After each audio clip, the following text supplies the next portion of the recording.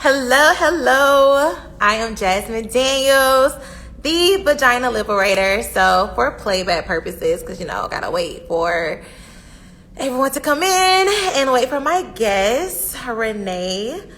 We are going to get started. Hey, Renee, I see you. Okay, now I do this every week, y'all. How do I add Renee to this live? Okay. Um. Oh, go live with Renee. Huh. Hi, hi, hi, hi, hi, hi. Hey.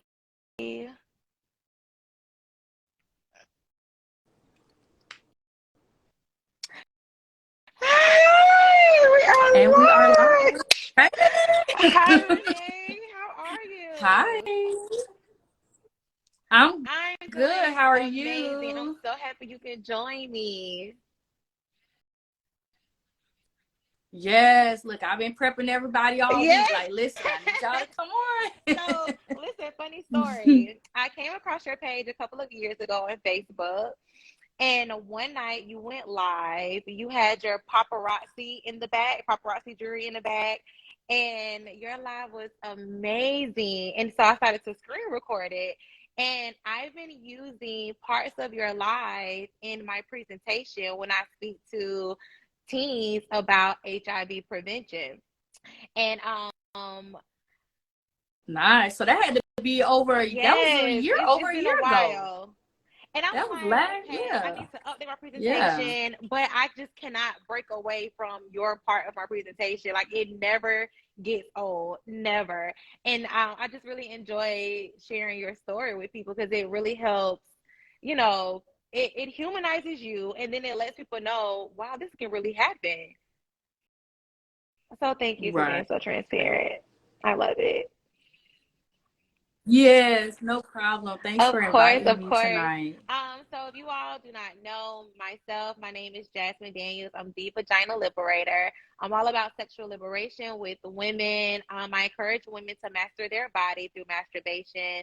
That will help them identify their erogenous zones and also identify their orgasms and have the best sex life possible.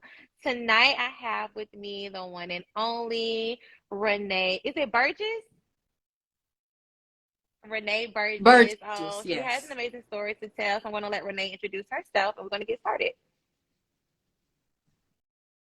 Yeah, so I am Renee LadyByrd Burgess. I am here in Jacksonville, Florida, and I'm a mom. I have 4 kids. I have surprisingly an adult child. My Mm-hmm. oldest is 19. I have twins that are 14, and my youngest is 8.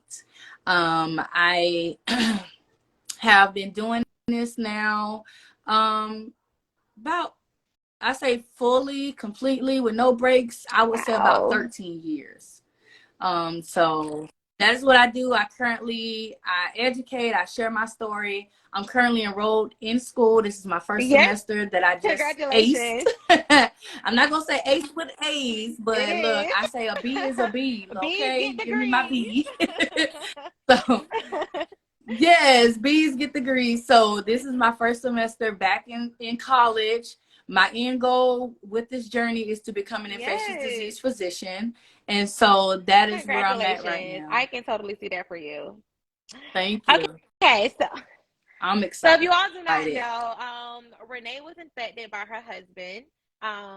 So like I always tell people, it takes one time with one person, with one sperm, one contact. But before we get into it, who were you before 2007? What was your life like before that time? Wow. Yeah. So before 2007, I was a 16, almost 17-year-old high school graduate. I graduated high school a year early in 2000. I did not go straight to college. I took that break. I said, I've been in school all these years. I need a break. So I took my break. 2003, I became a mom for the first time. And that in itself is a story because when I tell people, my oldest daughter is here because Mm-hmm. she was meant to be here because my that sexual encounter actually was What? protected. So that's why I said that's a whole nother story. You know, people put holes in I condoms. It say happens. that. So she swam her little self on through and made her way into this world. So she is here. And then after I had her, I went to school, and I actually went to school to be a medical assistant. So for a couple years, I worked as a medical assistant doing phlebotomy. So I was very educated on HIV and AIDS already, because I was dealing with blood and drawing blood and doing the phlebotomy stuff. And so that was something that was already, in my life. And, I dated here and there. I was, during that time period, I had never been a very What? sexually active person. Like, the first time, so full transparency, the first time I ever had Me sex was, too. I was 14. It scared me so bad. It scared I me. wasn't scared, Renee. I never I go. wasn't scared. Listen, it scared me so bad. When I tell you I did not do it again, literally until I was older, until like What? maybe So 17, you started at maybe. 14 and you stopped? Yeah, I was like, I didn't know what was going on. Yeah, it scared me. So and then once that, but still, even now, I'll be 40 next year, and I cannot, people, I literally, I get shocked when people say, 100 is not them. I'm like, 100. I'm like, Drake, 100? Like, what you mean? I ain't even nowhere Oh near my 20. God, that's Like, what? hilarious. It shocks me. But so that was really my life before 2007. It was just that. And then, of course, dating my ex-husband in that time period and everything that goes Okay, with that so take me story. to the day you met your ex-husband. Can you recall how y'all met? Like, where were y'all? What happened? Yes. So this is the funny thing. I Okay. knew his mom before I knew him. Okay, so his mom introduced me to him at a family gathering. So it was like a cookout. It was for Labor Day that year, 2003. Literally, I was pregnant with my oldest daughter. So it wasn't her introducing me to him in any type of like, oh, this is my son for you to date. It was just a casual, hey, you never met my son. Here's my son. So we met that, like, literally, I met him that Saturday, and that Oh, Monday, I was in labor and wow. delivering my daughter. So it was like, that's how I met him. And we became friends. So for like those 2 years, we were just friends. He dated other people in that time period, but we were always friends. He came visit his mom. She might have a cookout or something. We would go over there, and it would be, fun. And that's how it was. We were So just what was it about friends. him that made you feel like I want to go beyond friends? This may be the one. Yeah, it was just, we always had this natural chemistry. Even when we first met, like, even when we met, he would laugh and joke. He was like, I didn't know you was pregnant until you turned around.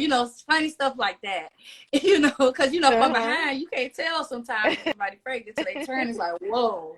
So it's one of those moments. So we started joking then, and, laughing at little funny stuff. And he'd be like, you see that? Yeah, I see that. Stuff like that. So we kind of had that same sense of humor. And he was older than me. I can't remember how many years older. He was born in 68. So I was born in Yeah. 83. Somebody do the math.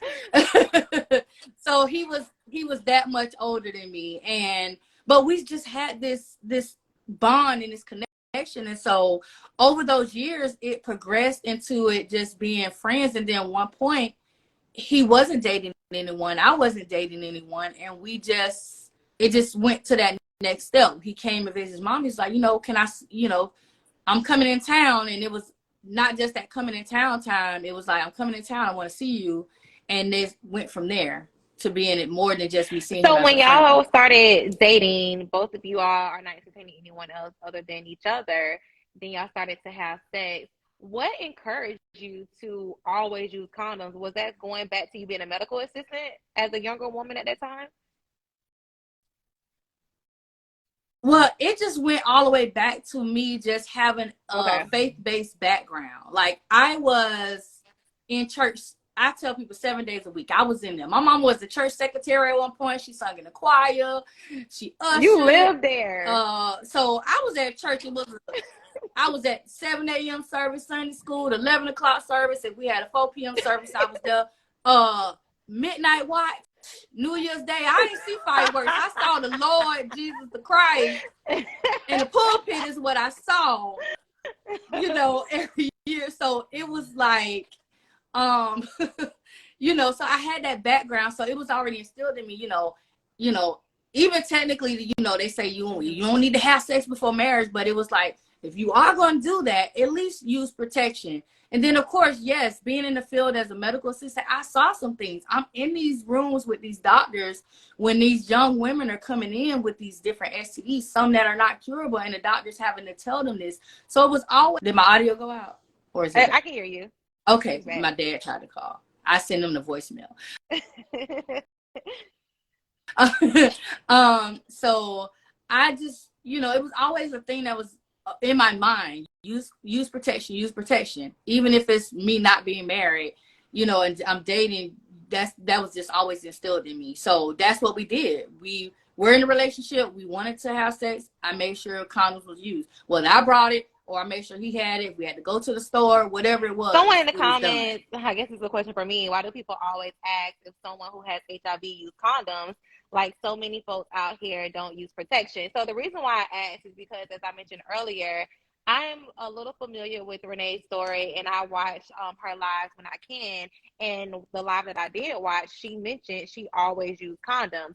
So for younger women, especially young Black women, it's uncommon for young Black women who are in relationships, who are in love, to use condoms in their relationship, because in their mind, they have an agreement that they are monogamous with their partner. So condoms are not on the table all the time. When you first start having sex, sure, maybe, but it's not consistent. And I'm a person, when I was younger, condom use was not consistent in my life. So that's why I asked her, because I know she always used condoms, what encouraged her to use condoms as a young woman, because I know for myself, starting to have sex at 14, condoms were not a thing. If you in love with somebody, that's your man. What's the condom? We're together. We're locked in. So that's why I asked her that question. Right. So thank you for clarifying to see why that question was asked. So in hindsight, were there any signs that he was deceitful when you look back? Really? No. Like, I'm like, when I tell you, I sit back here sometimes and I try to play back every month. Like, I will sit there and I'll be like, okay, I moved there this month. Let me think, what happened? I did this month. Like, there were no signs. Like, because like I say, I knew at least 2 of the women that he dated prior to us having a relationship, because we were friends. When he would come visit his mom, they both at some point had come with him. Like, literally the first time I met him, he was with one woman, which I'm like, when I look at the time frame, I believe she is probably the one who infected him, because of the time frame.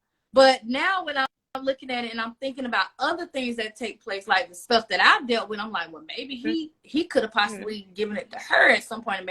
Like, I never saw her past that moment.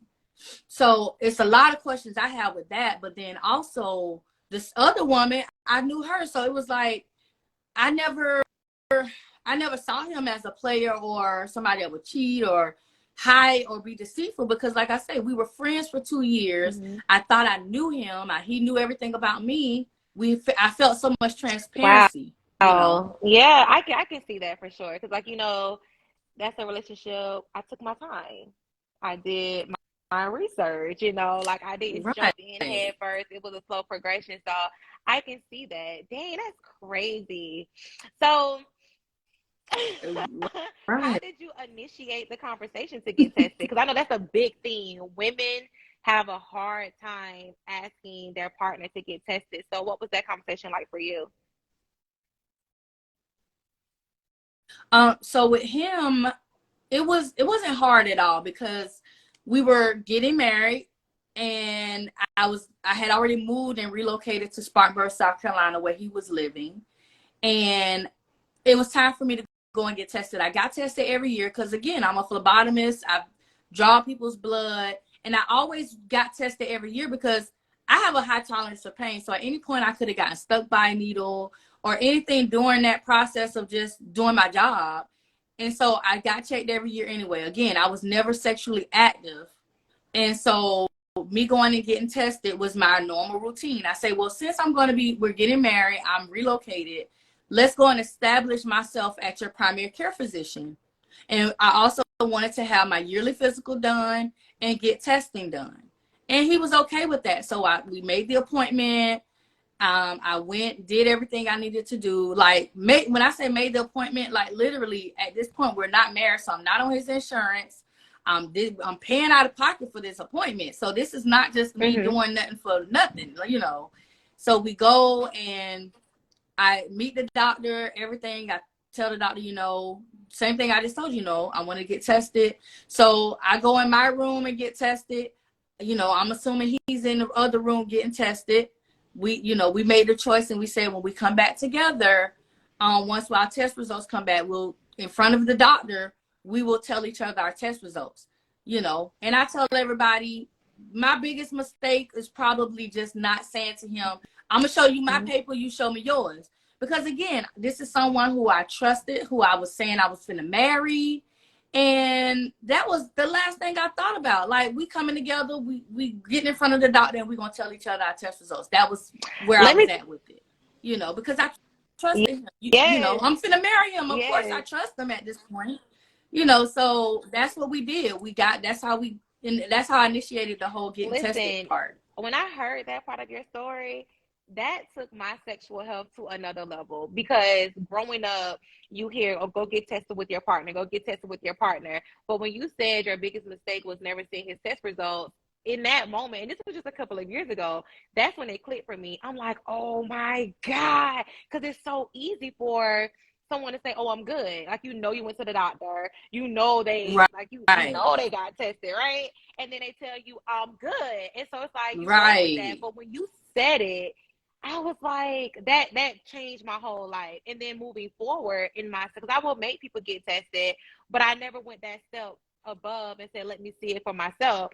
And I remember my last relationship, I was like, go get tested. And I was like, I want to see it. So he was like, well, I'm good. I was like, no, I need to see your test results because Renee told me to see it for myself. And he was like, you're crazy. I promise you, if you did not show me your test results, you would not touch me. Mind you, we had already had sex and we used condoms, but still, go get tested and let me see your test results. I promise you would not touch me. And I took a stance on it. It was like, it took a week. And I'm like, okay, what you trying to tell me without telling me? Because why take me so long to give me these test results? And then he finally did. But I was like, tell me something. And that really like put my sexual health to another level, because I never was taught, not only go get tested, but make sure you see the test results.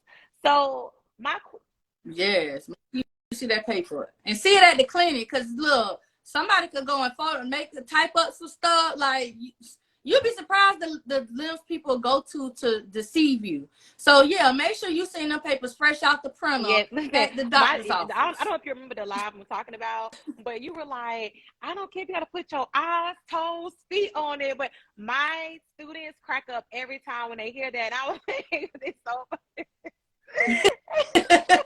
Look, ain't no telling, because when it come to my mind, it just come out my mouth. It's hilarious. So being that a lot of us are familiar with go get tested with your partner, what's the danger in that messaging? I think sometimes the danger in it could just be people assuming something. Like, if somebody comes to you and say, hey, I know you want to be with me, you want to date me, whatever, but I want us to go and get tested. Like you say, you asked the person to go get tested, and then them coming back and saying, well, why you want to do that? What's wrong with you? And then it being a thing of them accusing you of possibly doing something to them or trying to give them something. When the truth is, you just want to make sure that the same way you want to know, you want them to know that you're good, So that can be dangerous because just you know, people just not thinking. They're not being rational with it. They're just wanting to jump to a conclusion of, oh, well, why you want to go do that?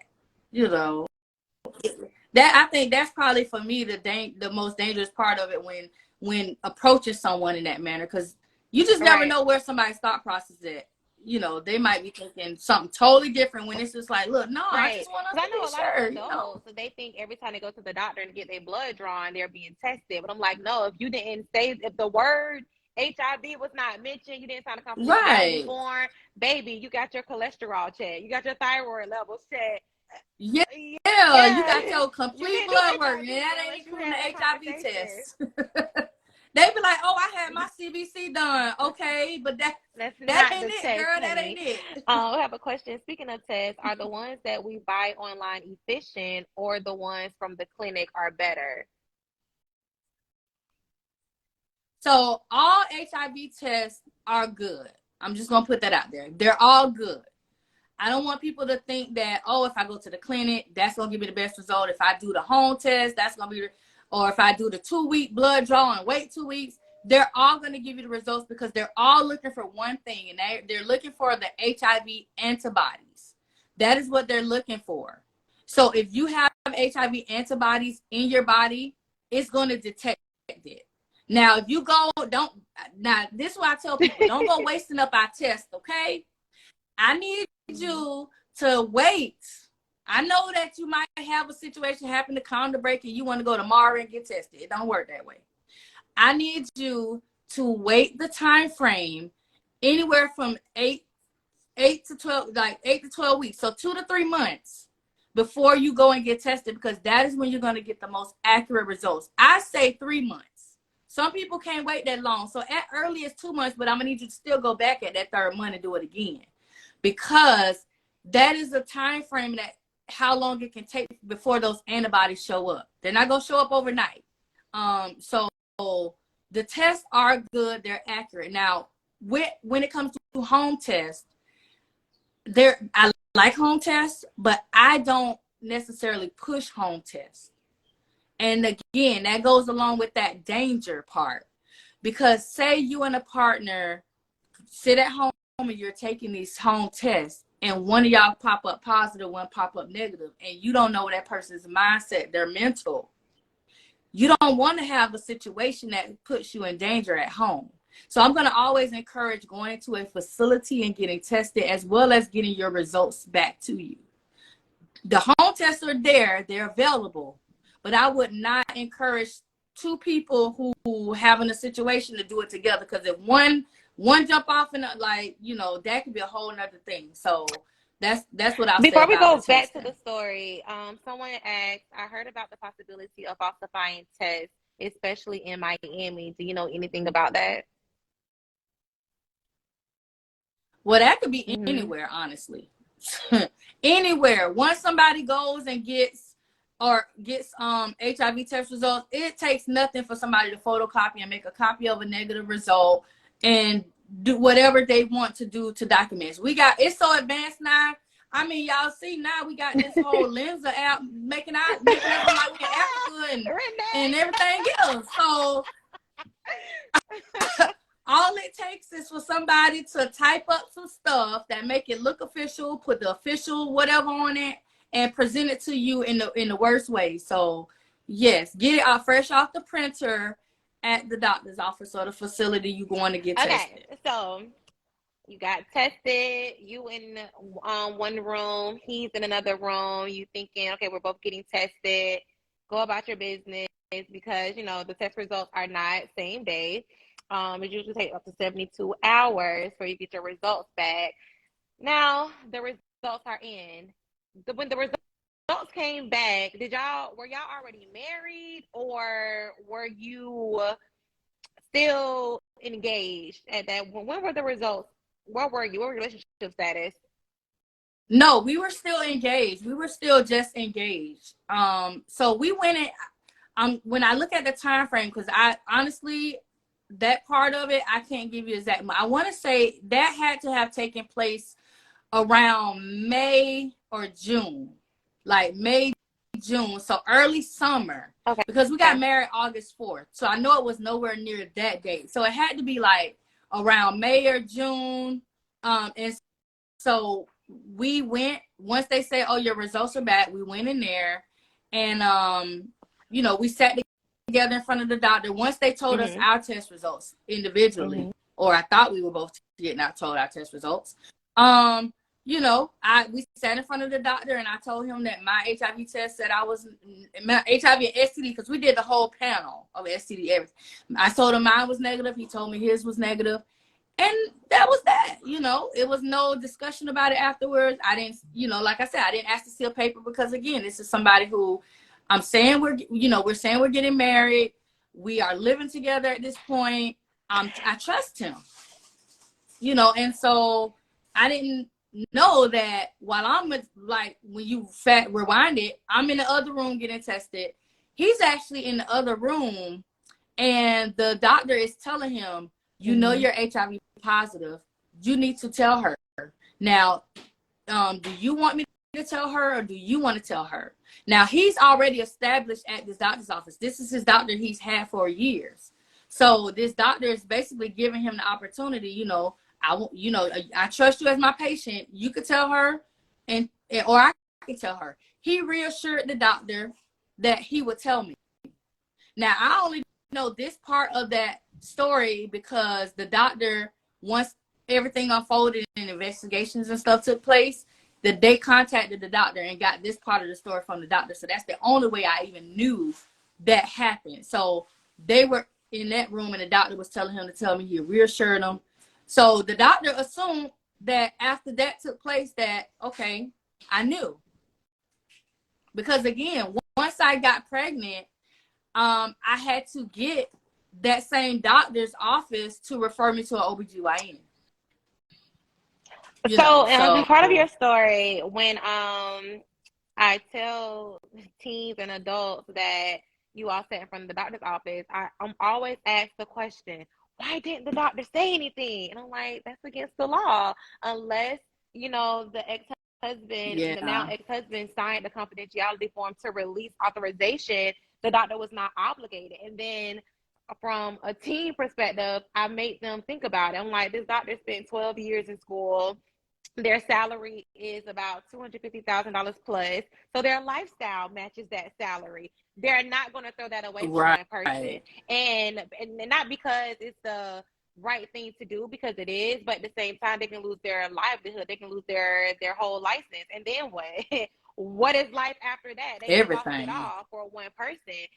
It is I can assume it's a sticky situation to be in from the provider's standpoint, but then it goes back to what Renee says. You need to request to see the paperwork yourself, because it's only so much a physician can do. Right. So now that we know, the physician was in the other room trying to encourage him to tell and even offer, I can tell for you, we have support, you know.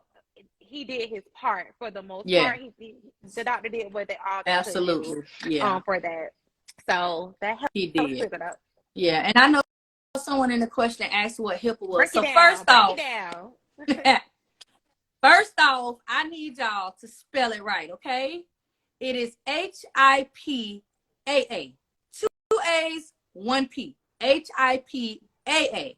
Got it? Got it. Okay. So basically what HIPAA is the agreement that you sign in the doctor's office. So this is whether you go to a medical doctor, the dentist office, wherever you're going, that you're going to have to release information to someone else at any given time. So this is the form that says, who would you like us to, and I'm paraphrasing, okay? Who would you like us to share your information with? Third party. Usually that keyword for the HIPAA form is third party. So sometimes people might, like, say if it's a specialty clinic, they might put their primary care physician, because, you know, if you go to a specialist, you want your primary care to get this information. So if it's a primary care physician, most times on that form is where you would put your spouse. So this is really a form that I try to encourage people. When you see this form and you're filling it out, if you are married or in a monogamous, long-term, whatever you want to call it, relationship, you need to be on that form for your partner, and your partner needs to be on that form for you. And if they have a problem with it, And it's not you need to ask automatic questions. because you're married. Let's be It's clear. That's not automatic because you're right. married. And it's not automatic because you're married, because that's what happens with a lot of things. Like, so for example, you're married, say your partner passes away.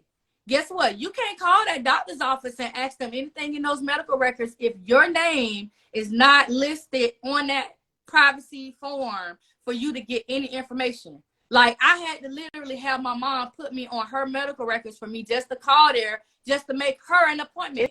It's that deep. To be seen, because she couldn't make the appointment herself. So, like, this is that form. So you need to make sure that you're on your partner's form and they're on yours. And if the doctor gives information that they're not supposed to give to anyone, if they're not on that form, the doctor can be held liable for that. They can be sued. Like she said, they can lose everything they own. The little dog that they might have at home is gone. Everything is gone. So y'all, this is really, like, it really is serious. That's why, like you say, I tell people the doctor did what he was supposed to do. He really did. Does this same thing applies in Canada? It does apply in Canada, right? HIPAA? Yeah.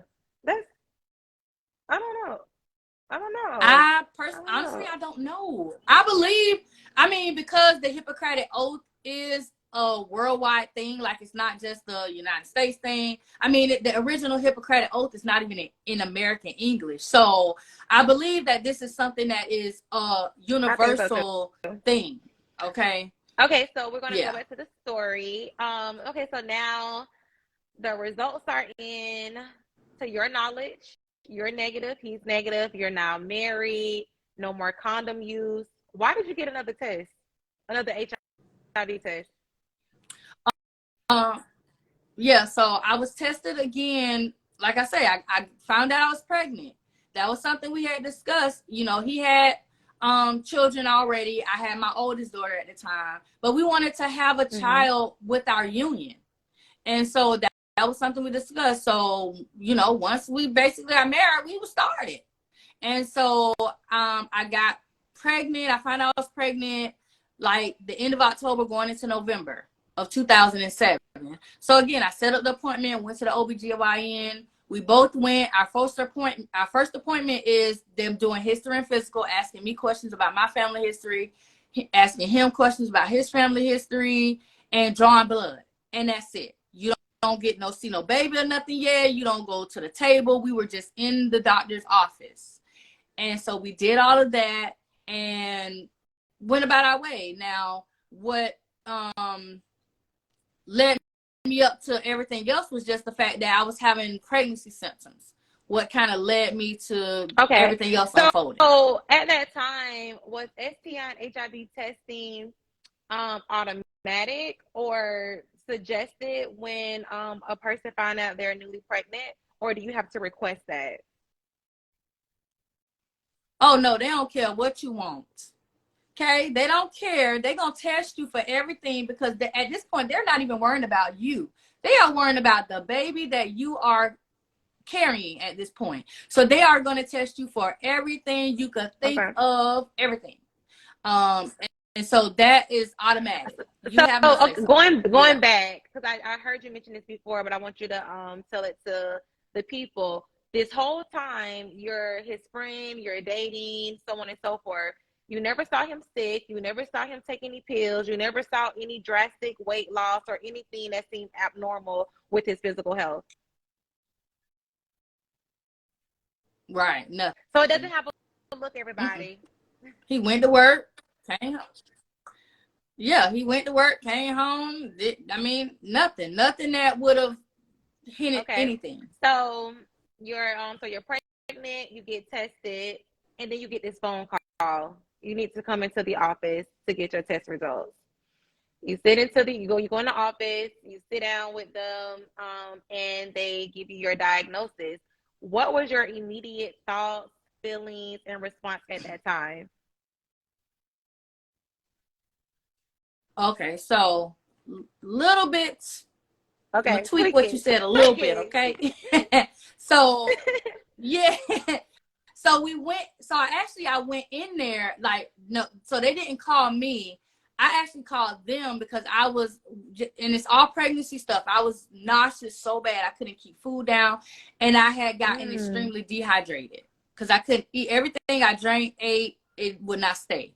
So I got extremely dehydrated, and they told me to come into the office to get IV fluids and nausea medicine through the IV. So that was why I came. And while I was there, the doctor realized they had my test results back. And so while I'm in this room, I'm sitting in this little room in this little gray recliner. He's sitting in there, like, it's a small room. It's just 2 chairs. The chair I'm sitting in, the one he's sitting in, and the little computer and the IV pole. I'm getting these fluids. She comes in and she says, can I ask your husband to step out of the room for a minute? And I'm like, okay, sure. You know, it didn't make me think anything, because sometimes patients just want to, you know, doctors want to talk to the patients alone, and that's fine. And so he steps out of the room. She comes back in, and she says, well, I got your labs back, and while you're here, I just want to go over your labs and just talk to you about your labs. And I'm like, okay. Again, I'm nauseous. I'm drowsy because I'm getting the nausea medicine. If you've ever had nausea medicine in the IV, it's like makes you woozy. So I'm already kind of not all the way there, not feeling good. She's talking to me, and she just has this look on her face like she wants to tell me something. She don't know how to tell me. And she just eventually comes out and she says, well, your labs came back. Everything's fine except one thing. And my initial reaction was, oh, my diabetes. Because when my oldest daughter had gestational diabetes. Oh, my diabetes. Don't tell me I got to do insulin. You know, that's where I'm at. She's like, well, no, actually, your glucose was fine. The issue is that your test came back and said you're HIV positive. So when she said that to me, I kind of just, I was numb. I kind of just stared off at the wall. I didn't want to give her eye contact. And I just stared off, and I paused and I didn't say anything. And she's like, well, do you want me to tell your husband, or do you want to tell him?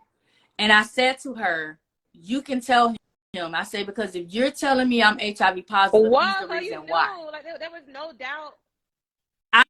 At that point, when she said it, because again, like I said, I paused because that was one of those moments. You ever watch those movies where the movie puts you at the present day, and then it like do that fast rewind? So in my brain, all this stuff, it was just I'm like, wait a minute, hold up.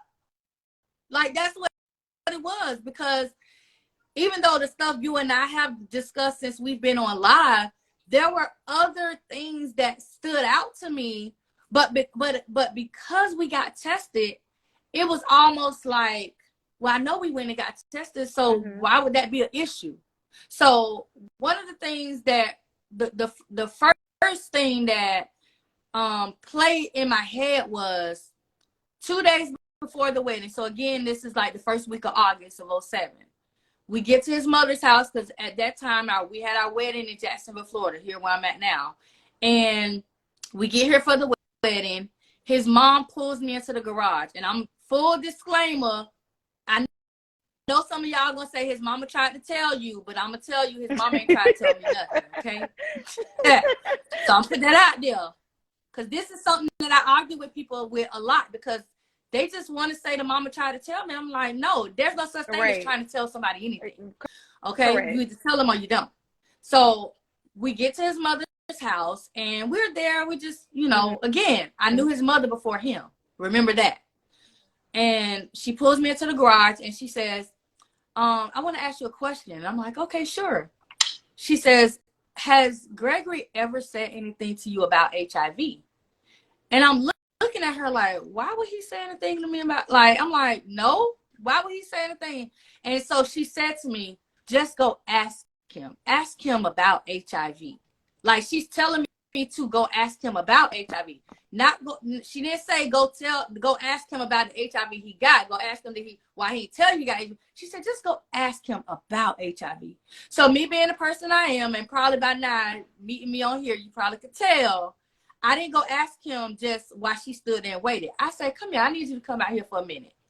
So here we are, the 3 of us standing together. His mom is there, he there, I'm there. I said to him, your mom just told me to ask you about HIV. What is she talking about? And his immediate reaction was, I don't know what she's telling you to ask me that for. I don't know what she's talking about. Why are you telling her to ask me about HIV? What is Wow. going on? Like, this is his response to his mother in my face. Now, I'm waiting. I'm standing there. I'm like, okay, she about to tell it all. She about to, like, she So about she to opened just, the it's about door. to blow up. She ain't part of mouth. She ain't say nothing. She ain't flinch, blink, kick, nothing. She ain't do nothing. She ain't do nothing. She ain't nudge me. She ain't wink. She ain't nothing. She did, when I say she did nothing, she just stood there and she looked. So when she stood there and looked, I'm like, what's going on? Because see, at this point, I wasn't thinking anything like, so full transparency, his mom is known to be a liar about a lot of stuff. Like, she has a history of being a liar. So in my head, I'm thinking, what done happened now? She trying to do something to make the way we don't get married. She trying to, like, that's my thought process. It's like, she's trying to do something to stop us from getting married. Like, maybe something happened. Now she don't want me to marry him. You know, because there were people who would say because he was older than me, I was only marrying him for his money. Like, I mean, at that time, he was making $25 an hour. But he had debt. So it ain't like he was making enough money that he was just piling and stacking money. He wasn't. He had debt and bills. So it wasn't that. So I'm like, okay, somebody just got in her head and she just, here we go with some drama. Because everything was so perfect. Everything was flowing perfect. Like when his mama was taking me to breakfast, lunch, and dinner, like it, because I would come in town, I would do stuff. Even before I moved there and I was still here and we were engaged, she would say, hey, come on, let's go eat breakfast. So again, I knew his mama before I knew him. So not only in that one moment, 2 days before the wedding, did she have an opportunity to tell me that her son was HIV positive, she had years to tell me. Years. She had years to tell me. It wasn't like me and her just popped up out of nowhere and here's his mama and I'm just meeting her for the first time. I knew her before I knew him. So when she came at us with this and the way he reacted, like he reacted in the most shocking way. Like I'm sitting there like, dang, what's wrong with this lady? Why is she doing this? You know, so who am I supposed to believe? I'm believing him. And I'm like, she tripping. So we move, we proceed and we get married. Right, because at the time you knew her to be a liar. You knew him to be an honest person because you still haven't seen anything deceitful. Right. I knew her to be a liar about a lot of stuff. Like literally when I say she was a liar, like there was stuff that she confided in me and told me that nobody else ain't know. Until all this blew up and I said, you know what, I ain't holding your water no more. And I let it all out. Because not you just sat here and just held all this in and ain't say nothing. So everybody finna know all what I know. I'm not playing. Like that's how I was at that time. And so yeah. That's who I knew her as, a person that was not always honest. Tuning in, you were still using condoms. You're not married. You didn't stop using condoms until you got married. So you still had time. We were using, we did not have unprotected. Yeah, we didn't have unprotected sex until our wedding night. Our wedding night. Still in the damn wedding dress, doggone it. So when you got the news, you hooked up to the IV while the doctor's giving you this? Yeah, I'm still hooked up to the IV. I'm drowsy. I'm all that. She brought him in. She told him. And his reaction was like, it was nonchalant. It was like, we'll get through this. We'll work this out. Like, he wasn't shocked. He wasn't. And that's what made me say in my head, he knew. He knew. Like, it ain't no shock. And that's what made all that stuff play. It's like, okay, yeah, his mama should have. At that moment, I'm like, in my head, I'm like, damn. That's all I could say. So what was that like? Like the car ride home, going home? What was all of that like? Like, how did you wrap your head around this? Like you're pregnant. You're pregnant, and you just got this news. Yeah. So we get in the car, and the first thing he says to me, like, we don't immediately pull off. We sit there because again, I'm still processing this in my head, and I think he's still waiting to see my real reaction. Like, because I mean, of course he knows now. So I'm like, he didn't pull off, and the first thing he says to me was, "Don't tell anybody." Like, I don't care how many years goes by, I would never forget the sound and the look of him saying to me, don't tell anybody. We'll get through this. We'll figure it out. Like, this is what he's saying to me. And I believe that he thought that that's where it was going to be. I believe that because that he probably thought, okay, if she young, you know, she with me now. We done got married. She ain't going nowhere. She going to be here. Like, I feel like that's what he really thought was going to happen. So for a couple weeks, I didn't tell anybody until the realization of everything hit me. Because at that time, I was working a third shift job. So not only was I newly married, newly pregnant, I was working a third shift job and going to work, doing shipping and receiving, putting this whole store together, brand new store, brand new Academy Sports store that just opened in Spartanburg. I'm here as a new employee in this new store working, and I'm dealing with all this. And so on the way to work one night, I just broke down. I broke down crying, and I didn't know who to call because, again, I hadn't told nobody. So the only person I knew to call was the person who gave birth to me, my mama. I picked up the phone. I called my mom. I'm crying. And she's like, what's wrong? What's wrong? She thinking I had an accident because she know I'm on the way to work. And I had to just pull over on the side of the road. And I just broke down and I told her. And of course she started crying. So now here I done stopped crying. She crying. I'm like, ma'am, like in my head, I'm like, okay, come on, stop crying. Like, so finally I get her to stop crying. And then she's like, well, I just need somebody else. Can I call somebody? I'm like, okay. So at that time, she called my oldest daughter's godmom. So we all on three-way. I'm telling them, now here goes she crying. I'm like, listen, okay, let's all stop crying. I'm okay. Like, I had to reassure them, number one, that I was okay. And then the thing was, what are you going to do? I didn't know what I was going to do. So I told them, I say, you know, let me just figure some stuff out, see what I'm going to do, and go from there. I start noticing my anger. I start noticing a lot of different things, like my emotions.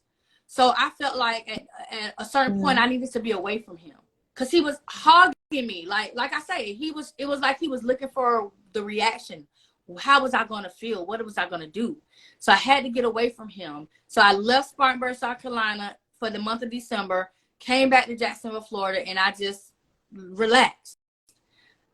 Nobody, again, still, these are the only people that knew anything. My mother and my daughter's godmother, and then probably at that point, my dad and my brother. Those are like the only people that know anything. Nobody else knows anything. So I'm just dealing with it. And I say, you know, everybody's still asking me, what are you going to do? What are you going to do? So finally, I just say, you know what? I'll go back after Christmas. I didn't even want to be there for Christmas. Like, when I say we were like, before then, I was like really excited for Christmas. I was. And you got to remember, I found out the day before Thanksgiving. So literally I found out November 21st of 2007. The next day was Thanksgiving. So I'm still trying to, even now, 15 years later, trying to figure out how to have a happy Thanksgiving. Here comes Christmas right behind that. Even now, 15 years later, I'm still trying to figure out how to have a happy Christmas. And so I went back 2 days after Christmas. His sister was there because we had paid for her to fly in for Christmas. So his sister was there, and I got to see her that day. The next day, she was flying out. And that is when I said, once I got back, everything changed. My attitude changed. The way I felt about him changed. Every time I looked at him, I was disgusted. I was angry. I was furious. So while I was gone, of course, I was the person who took care of the house. I did the cleaning. I did the cooking. I went to the grocery store. I did all this stuff. I mean, granted, he did some stuff too, but I was the one who did a lot of stuff. So when I got back, ain't no food. I'm hungry. Let's go to the store. So, you know, we in the car. I'm driving. We going to the store. And this is when I knew I had to leave. I knew I had to leave when we're driving. Now, you see, I'm funny already a little bit. So typically when I'm driving or I'm out places, I see funny stuff. So I'll laugh and people are like, what you laughing at? I'm like, oh, you didn't see that person just trip? No. Well, I saw it. You know, stuff like that. So I'm driving. So anybody watching right now, I need y'all to picture this. I tell everybody a story. So I need y'all to picture me driving, him in the passenger seat, and I just bust out laughing. Mm-hmm. You know, I'm laughing. I done bust out laughing. And he looking around because he know that's how I am. He was like, what you saw? You saw something funny? I was like, no. I just thought of a new way to ill you today. Mm-hmm. I use the whole the word. I ain't gonna use it on here because, you know, Instagram funny acting. I'm like, I just thought of a new way to ill you today. And he kind of like leaned over, like, did she just say so? Like, he leaned over to all the way to the door. If you had been unlocked, he probably would have fell out. Like, he leaned. And so I knew at that moment I had to leave because I was enraged. Like, I was at that moment. Y'all saw that movie Acrimony with Taraji? Like, those feelings are real. People go through those real emotions. I got to rage. Had I not been a rational thinking person, ain't no telling what I would have done. Number one, I ain't equipped for jail. My OCD ain't gonna allow it. My OCD is not gonna allow it. I ain't gonna shower, eat, sleep, touch nothing. I'm just gonna waste away and right up in there. So I knew I didn't want to. So my thought process was going. So I never harmed him. I never did anything to him. But he got afraid. He started sleeping on the sofa. He started sleeping in the room because at that point we were still like sleeping in the room. Every time I go in the kitchen, he looking over the armrest, like, you know, I guess trying to make sure I ain't going to get nothing out of the kitchen. So I said, I gotta go. I can't stay. So I left. But I didn't just leave because I knew he was going to try to stop me. Because again, he doesn't want this marriage to end. He's always watching me to see my reaction to things. So I couldn't just tell him, you know, I'm going to leave you. I don't want to be here no more. So I couldn't do that. So what I did was I waited till New Year's Day. Again, this is December 27th. So I waited till December 31st. He had to go back to work. And he worked third shift. So once he did that, I called one of my great friends that I have that lived right there in Boiling Springs. I told her everything. Again, here I got to go dealing with people crying again. I call her, tell her, she cried. I say, okay, let me call my cousin. I had a cousin that I had never met until I moved there. I called him. I said, cousin, this is what's going on. I need your help.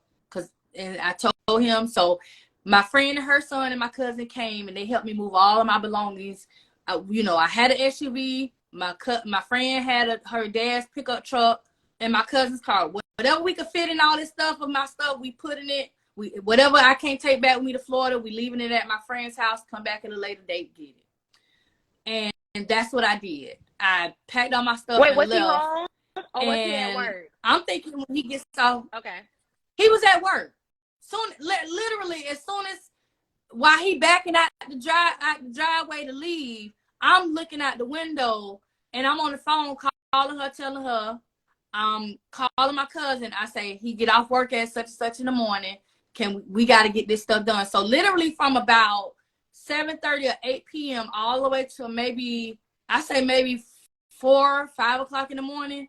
This is what we're doing. And again, usually his routine is when he get his 15-minute break, he calls me. When he get his lunch, he calls me. So all of that transpired that whole night.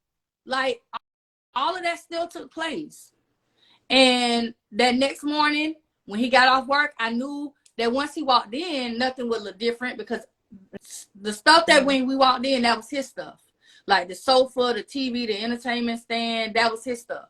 So I knew, but I knew when he hit that bedroom and he didn't see nothing in there, the whole bedroom suit gone, I knew I was going to get that phone call. And I got that phone call and I didn't answer the first time. He called again and I answered it. I'm thinking he is going to say to me, what's going on? What's happening? Where are you at? Da, da, da, da. You know what he said? Why you ain't leave me nothing to cook with in the oven? Oh, that was Excuse me? Response? That's what he said to me. Why you ain't leave me nothing to cook with? Because when I tell you, I took everything that I came into that relationship and marriage with. I took it. The pots and the pans, the dishes, the wedding gifts, the bedroom suit. I took it all. Literally, I just went through a box of wedding gifts that I had that I never used. And I was like, either this going to the Goodwill, the Salvation Army, somebody gonna buy it, or what. Now, I did keep the crock pot. As you should. And my mom was sitting here. She was like, you really finna get rid of that stuff? She was like, man, give me this. I use it. Okay, here you go. Because 15 years later, it's just been sitting there in the box, in the same box. Literally, when I tell you, I've been back in Florida consistently since I left there in 2007, 8. It been in that same box, like literally the wedding pictures. I did a Facebook Live last month where I went through my photo album and I was showing wedding pictures. If it was a picture with him and his family, I literally was like this on live, shredding it. I was like, I don't care. And people was like, you need to keep the memories. I don't want them. If it was my family in the pictures or people, because there are a lot of pictures that I had of people who were a part of my life, relatives who are now deceased in these 15 years. I kept those pictures. I kept other pictures. And there might be some pictures with him in it I kept. I said, I'm going to just go ahead and cut him on that to the side. You know, I'm going to do the hand Photoshop and just cut him on that. So, but no, I don't want none of that stuff. And so, yeah, that's all so all that stuff, that's all he wanted to know. Why I ain't leave him nothing to cook with another? Because you ain't have nothing to cook with in the oven when I came. That's why. Correct. That's why. So during this time, you were pregnant with twins, right? How did Right. We found out through that all the time frame that it was twins. How did the news affect you physically and emotionally while you're pregnant? Yes, the stress, man. Listen, a lot of people don't. I think a lot of people at that time, because everything was happening so fast, it was like, got married, got pregnant, got a diagnosis. Like everything was happening so fast. I don't think initially I had time to really be in my emotions. I mean, I was sad through a lot of stuff. I was disappointed through a lot of stuff, but I don't think I really was able to really hit those real emotions until later on. And so I was stressed, of course, but I don't think I showed it. My body, I don't even really think my body showed the stress, because even though, so my twins were born when I was 23 weeks pregnant in 6 days. So that's 1 day from being 6 months pregnant. So 23 weeks and 6 days, that's 1 day from being 24 weeks, which is like 6 months pregnant. And so that's when I delivered them. Now, a lot of people always say, was that because of your HIV? No. It was just because of the fact that early on when I was pregnant with my oldest daughter, they thought I had cervical cancer and they had to do a biopsy and it made my cervix thin, and that put me at risk of having preterm labor if I ever got pregnant again. They didn't even think I was able to ever be pregnant again after my oldest because of my cervix being so thin. So I was high risk just for that simple fact. So they came early because my water just broke, couldn't hold them. And so they were premature. And so that was the stress. That was like the extent of the stress in that moment. Someone asked, how is your kid's relationship with him now? So he has never physically seen them face to face. He's never been in their presence. He's seen pictures, of course. I mean, he follows my LadyByrd Facebook page. I remember, I'll never forget when I saw the follow on there after he came home out of prison. I remember seeing that. I know he's seen pictures, like they're on Facebook. They're, people I'm sure have sent him pictures and different things. But they don't. So the kids have disabilities. My son has cerebral palsy. He's nonverbal. He's in a wheelchair. He functions less than a year old on some things. Some things you watch and be like, this dude know what he's doing. So he doesn't really understand. And then his twin, I had a boy and a girl. So the twin is a girl. She is on the autism spectrum. She does have delays as well. So if she was to see him in the street or see a picture, she would not associate dad or daddy with him at all. So they don't know him or have a relationship with him at all. You mentioned that he came out of prison. Did you get him prosecuted? Period. Sure did. What was that process? Absolutely. Yep. So once I got back here to Florida, my aunt called me. My aunt called me and was like, turn on the news, turn on the news. And I'm like, okay, I'm trying to hurry up because I was still pregnant at the time. I'm on bed rest. She's like, turn on the news. So I'm turning on the news. And on the news, there was a story on the news where it was a homosexual couple. The older guy had knowingly infected the younger guy, and he was sentenced to, in the state of Florida, the maximum sentence is 5 years. And it's a 3rd-degree felony crime. So first thing I said to my aunt was, what that got to do with me? I was married. Like, is that even really a crime? You know, she was like, well, you don't know unless you go and act. So I just say, well, I'll call the sheriff office and find out who I need to talk to. So I called the sheriff office. They put me with the sex crimes unit. I explained to them what happened. I'll never forget the detective's name, Detective Futch. He's retired now. And I told the Detective Futch, I said, hey, this is what has happened. Is this a crime? He was like, absolutely. He said, whether you were married or not, if he never told you one time through that process of your relationship and marriage that he was HIV positive, then yes, it was a crime. And I said, well, what do I need to do? He said, do a police report with everything, put details in it. So I put all the details in it as far as the, the part of, we went and got tested before we got married. This is how that situation happened. Like it was about 4 or 5 sheets of me writing. And I put that part in there. I put the part in there about the doctor telling me my diagnosis, how he reacted, what he said, anything that I could think of. I put it in there. And so he said, well, we're going to investigate. We're going to, do this and that. So they started investigating. The first initial thing they had to do was get a subpoena to the health department, because anytime someone gets a diagnosis with an STD, you are put into the database with the health department. And if you were given a diagnosis, it's notated when, what month, what year, everything is in there. So only certain people can have access to this. So it ain't like anybody that work in the medical office could just go in there and be like, like, no. You have to know what you're doing and have the login access to get this information. So they got the subpoena, got the information. So that is when they found out that not only did he know, but he had been diagnosed since August of 2002. That was the year before I had ever met him.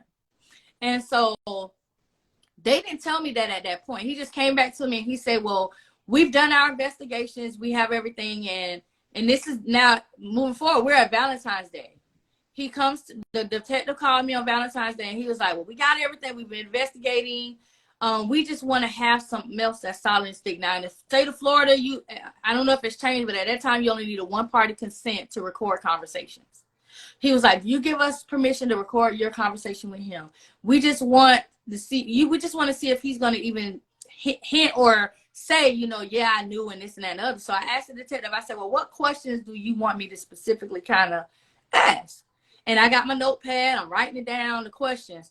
So the detective was like, well, how are you going to get him to answer these questions? Because at this point, I've asked him a lot of these questions. But also at this point, he's wanting me to come home. He's wanting to save his marriage.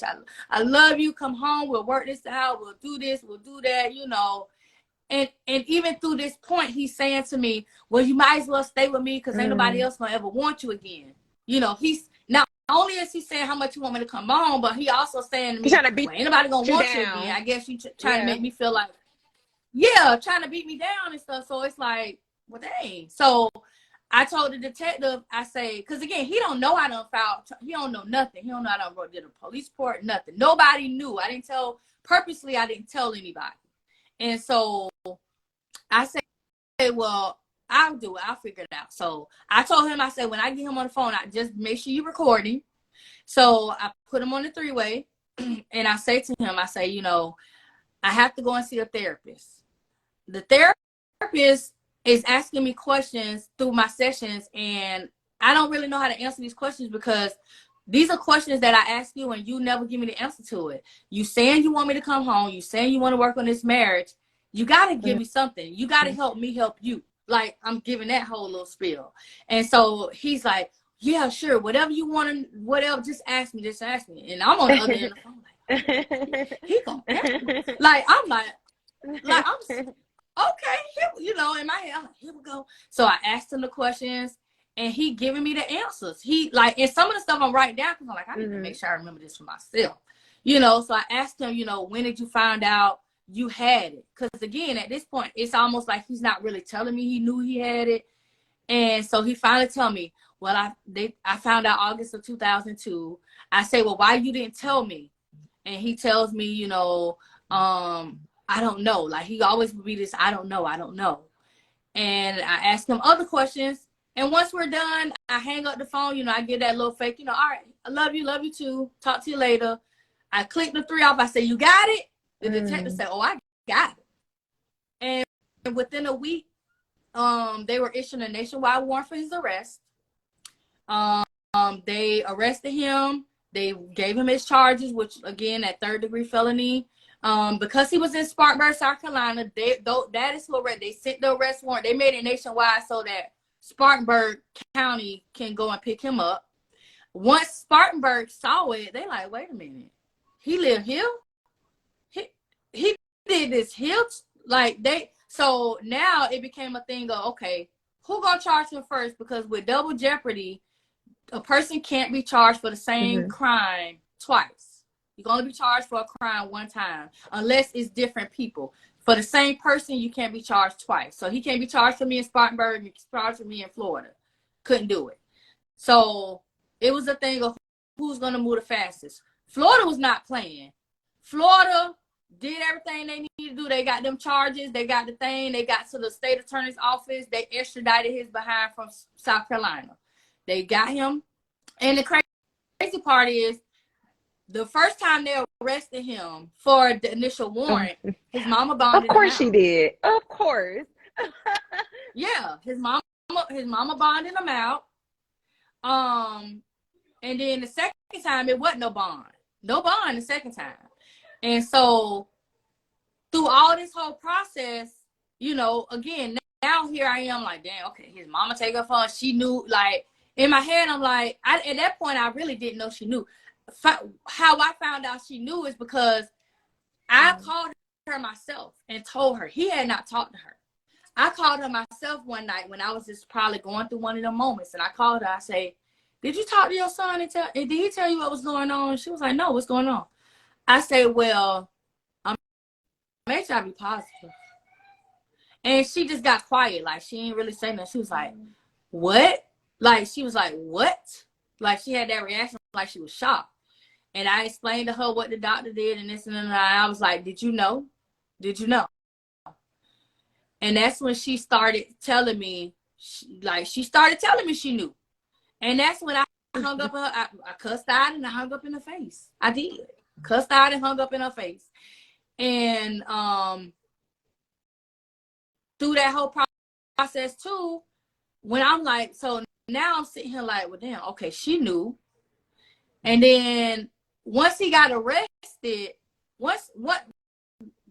right before he got arrested, one of my friends called me. This is before he got arrested, before that February 14th phone call. One of my friends called me. She was like, girl, you okay? I know you went back to Florida. She said, but I don't. And I think at that point she knew too. Like, I told her my status, and she was like, she was like, I think I just saw Greg. And I'm like, where? She was like, at my family practice. She was like, I was sitting there reading a magazine, and I heard them call this like a child's name, because they, family practice, you got P's and all that stuff. And she's like, I heard the last name Martinez. She was like, and it made me look up. And she said when she looked up, she saw him with a woman with a baby. And so she was like, that ain't Renee. And that's what made her call me. She was like, that's not Renee. But she recognized the woman because she was a woman who worked at they worked at BMW manufacturing in Greer, South Carolina. So she was a temp worker there.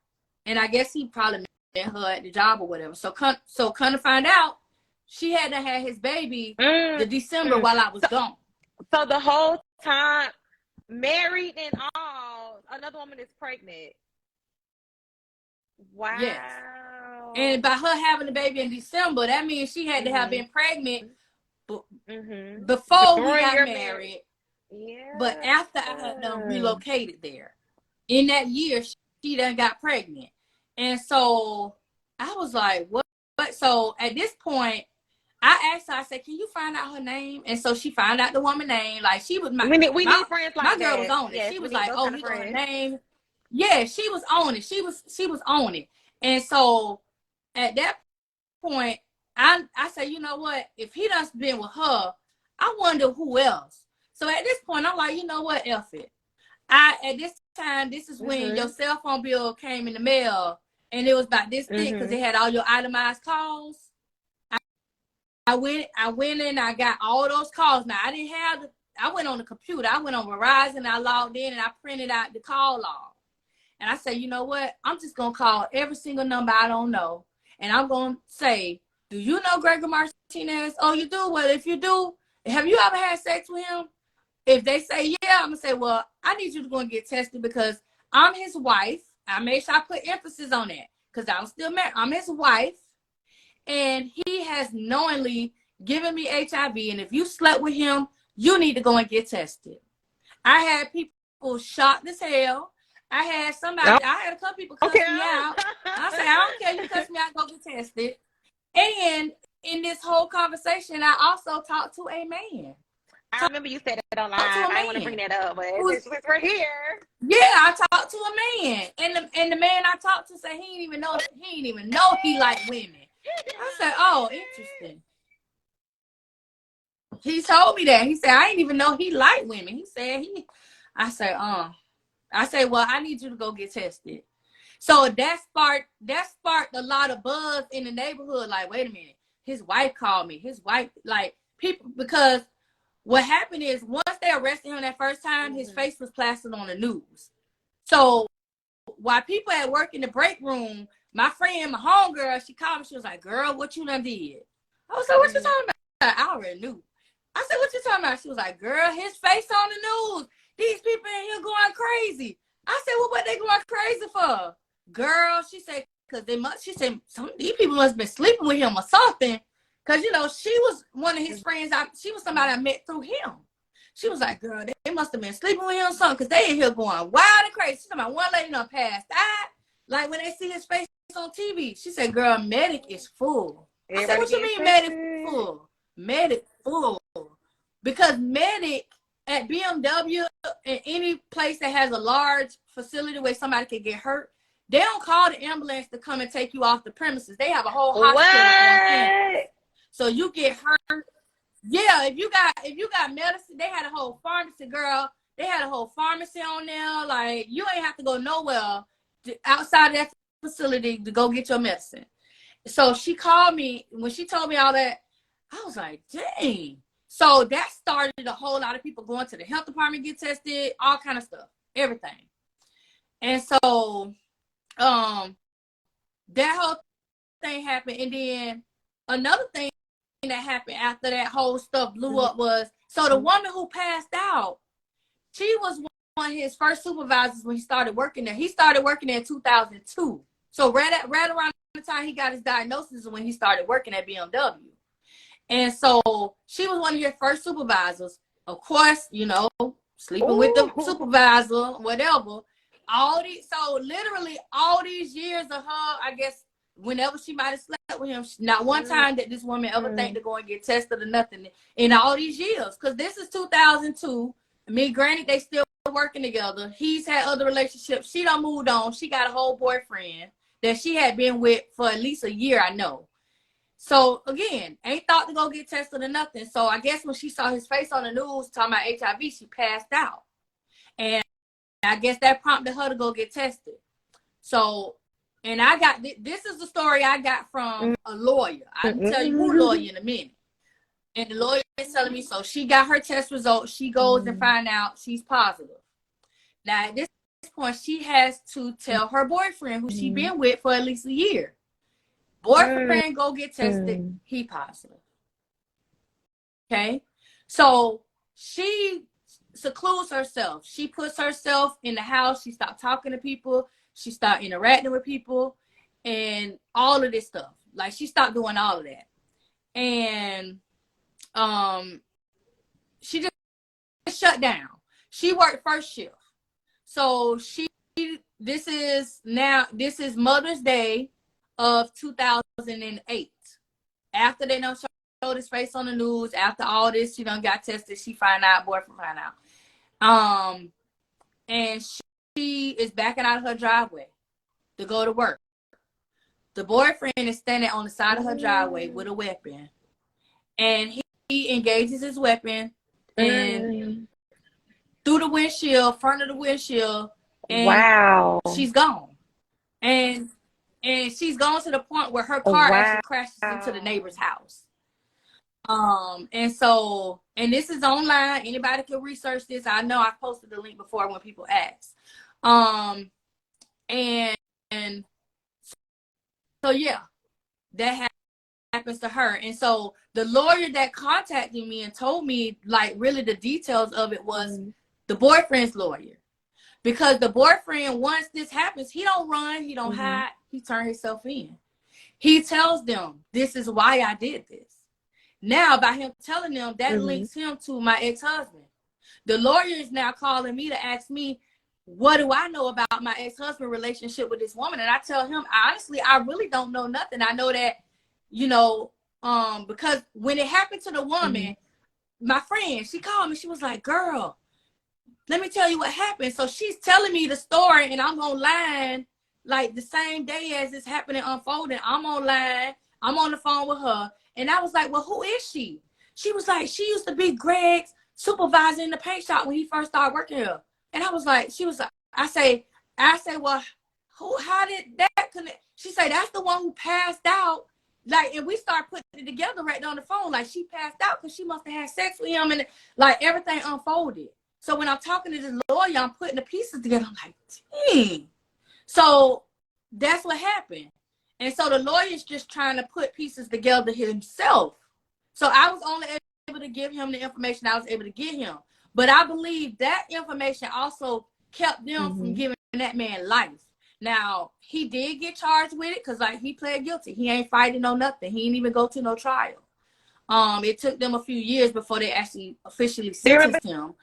But he was 44 years old at the time. Huh? So yeah. So at the time he was 44 years old. They sentenced him to 40 years in prison. So yeah. And this was 2008. So he's been in prison 14 years. So I just knew you were gonna tell me like 10 years. No, they gave him 40 years. They could have gave him life, but I mean, when I look at him, like, if he lived to be 88, you know. Wow. So, but yeah, so a lot like that whole, like, just his simple act of not disclosing his status caused all of that. All of that. You know, just so much stuff. To answer the question in the chat I saw earlier, yes, there is a book. She has an amazing story. Renee got married again. Renee have another child. Her children are doing well. Negative. Go read the book, and also read it with your partner as well, so everyone can know the importance of getting tested. The book is called "Married, but It Can Happen." So there is a book, and go read it. And they're on my Instagram. There's like a little thing where you can say view shop, and so they're like on my Instagram. So after you go ahead. all this stuff has unfolded, and I hear that you're, you know, slowly sharing your status to other people.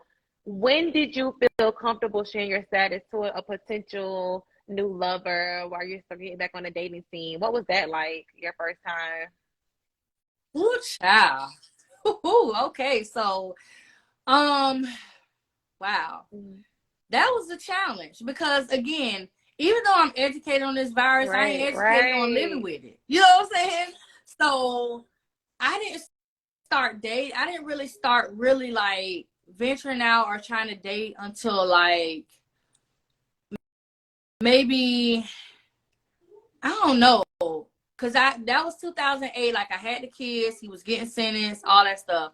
So I did meet, like, I went on a dating sites for people who are positive. So if you don't know, they have dating sites for people who have STDs where you can meet other people that's dealing with the same thing you're dealing with, And that kind of sometimes can make life very easy. For me, it didn't always make life easy because when my story broke, my name broke out. So people were automatically searching for me. I go on MySpace because that was jumping at the time. Facebook was fairly new, 2005, 6. So I'll go on there. I got friend requests. I got all this stuff. So people were finding me. So it became a little difficult to really just like go out there and really date. And then of course, people in the city start buzzing. Oh, you heard what happened to Renee? So you You didn't heard have what a happened? Like choice that kind of to stuff. not say So, anything. yeah, so I didn't really, it was not even really a thing of me keeping it a secret or, you know, anything. So I would date people who were also positive. I would keep it to myself, not necessarily put them out there, you know, or if they didn't care, it was probably because a lot of people were still trying to assume they knew my status and didn't really know, stuff like that. But then I met a guy, he had just moved here. He was in the Navy. I'm in a Navy military town. And so he was in the Navy. He had just moved here. And we were dating. Like this, again, this is at a time when I'm trying to figure out, okay, if I meet somebody negative, how do I tell them? So we were going out on dates, casual dating and stuff for like maybe a month and a half to 2 months. We never had no sexual nothing, not even kissing, just, you know, hugs or whatever. And it got to a point we went out and he told me he wanted to like have a monogamous relationship with me, a serious relationship with me. And so I said, okay, here we go. Now I got to tell him. So I didn't know. I didn't know how to tell him. So I just told him, I said, well, well, we need to have, I said, I need to tell you something. So he looking at me like, okay, what? You know, because again, we've had other conversations before and I've told him other things before, but never this. So I tell him and, you know, he grabbed me and he hold me, he hugged me. And I feel compassion from him. Like I genuinely did. And then we were actually on that date, we were at the Riverwalk, and then I said, well, we were gonna go to a club at the beach. So we on our way, we done crossed the bridge. We get near this service road, and he getting off on the service road, and I'm like, why are you going over here? So we get off to the service road, and he reaches across me, and he opened the door, and he said, get out of my car. I said, what you mean, get out your car? Man, I feel like you was hiding this from me. I feel like you was trying to give it to me. I feel like you lied. You should. And I just like, you know what? I ain't argue with him. I ain't say nothing. I just politely got his car because I ain't know what he could have been capable of in that moment. So when that happened to me, at that moment, I just say, you know what? I don't care if somebody say they don't want to deal with me or nothing. Yeah. I'm just gonna tell people up front. If they don't want to deal with it, then that saves me and them the trouble. So at that point, this was 2009. I just say, you know what? I'm just gonna tell people up front. Then whatever. So yeah, I just had to make that choice eventually. Just say, you know what? Just up front. It might be somebody in the store. Literally, and my mama thought I was joking one day. So she was with me in the store, and this guy came up to me. He was like, "Oh, you're so cute." He was flirting with me and stuff. He was like, do you mind if I have your phone number? And I just told him straight up, I was like, well, I need you to know with my phone number comes an HIV positive status. And he looked at me, he was like, you joking. You just don't want me to have your number. I was like, no, I'm not joking. I'm for real. And he was like, you for real? And I'm like, yeah. And I put my phone out. I was like, right here. Like, and I showed him the article, the news art, different stuff. And he was like, wow. And we actually exchanged phone numbers still and was just friends. He was like, yeah, I don't want to. Right. I was like, and I explained to him, I ain't that type of person to push myself on nobody. Cool. And even to this day, we still friends. So it was just a thing of, I just keep it up front and forward. I love it. Yeah. And that's important because a lot of people don't. And so, you didn't have a choice because it blew up in the news. So in a way that kind of vindicated you and freed you to, some degree. Now, for me, I've been a sexuality educator for over 8 years, and I always tell people the group I have the most difficulty with are married Black women when it comes down to educating them on HIV. So what do you have to say to Black women specifically? Because Black women are higher in numbers as far as heterosexual are concerned with HIV diagnosis. What do you have to say to them who are in relationships, whether they are married, cohabitating, exclusive, that do not find it necessary to get tested and require their partner to get tested or partners? What do you have to say to them? Are you with your partner 24/7?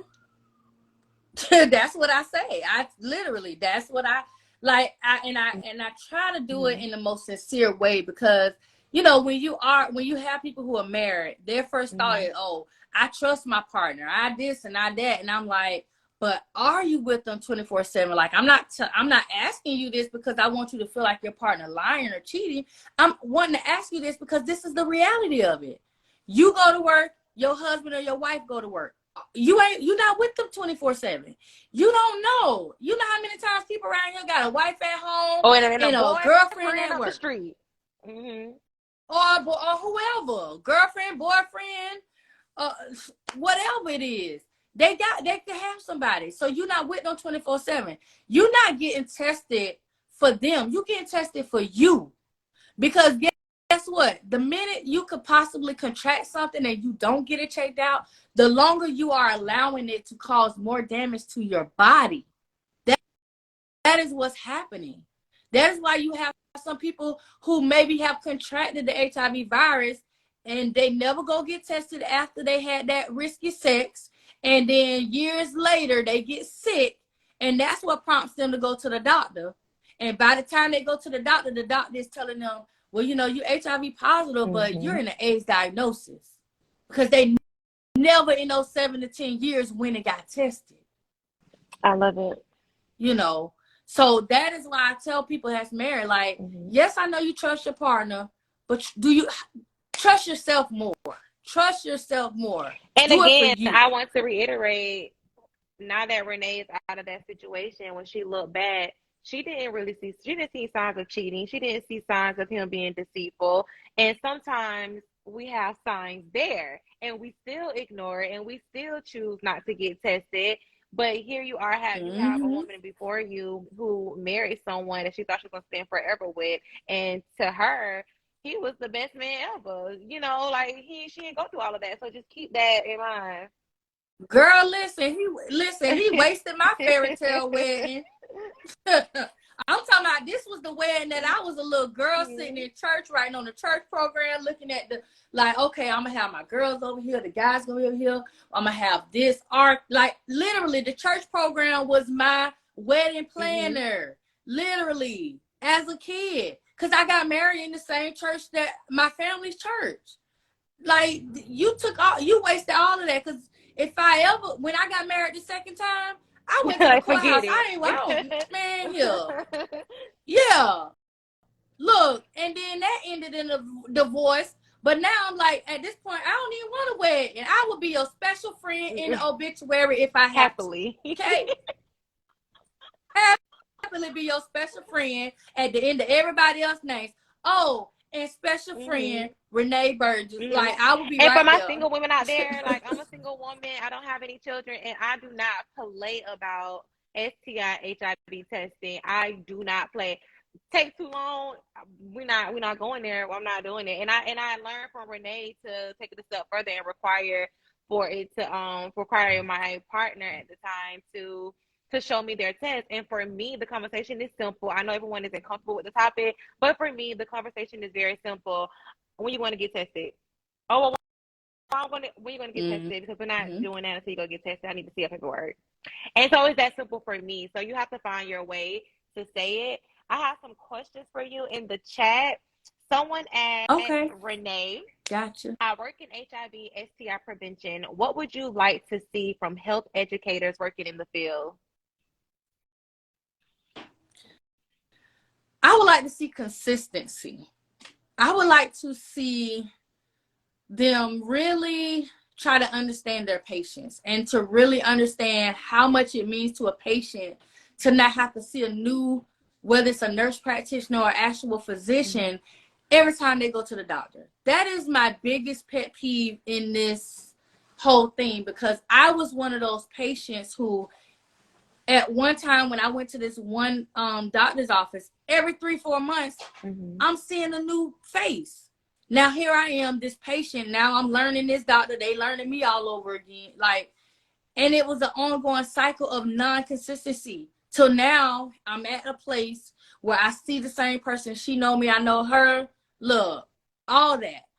So I want to see them being more consistent and understanding, because granted, a lot of these people who take on the role of being an infectious disease nurse practitioner or physician, they are not educated enough when it comes to how to really talk to their patients. They understand the book things of it, the stuff they learn in college. They understand that part, but they don't understand when it's the person and what they deal with walking in their shoes.